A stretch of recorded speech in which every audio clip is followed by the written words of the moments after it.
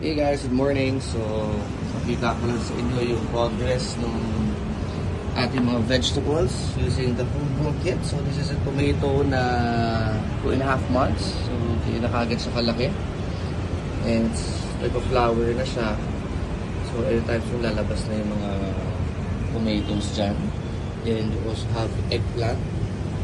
Okay, ito naman gano'ng kalaki yung leaves niya. Oh. So, malaki pa sa kamay ko.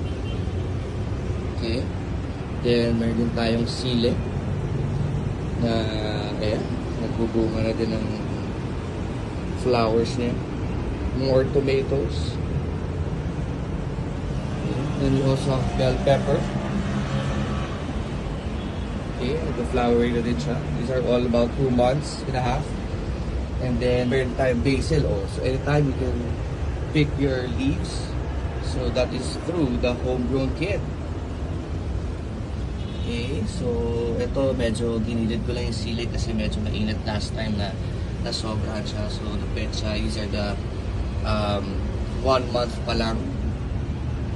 More tomatoes, more sili there, and that is okra. Okay, so yun yan, homegrown kit. Pwede kayo magpatubo ng inyong mga vegetables. So what I always say, why buy which is expensive when you can grow your own vegetables? Ganda.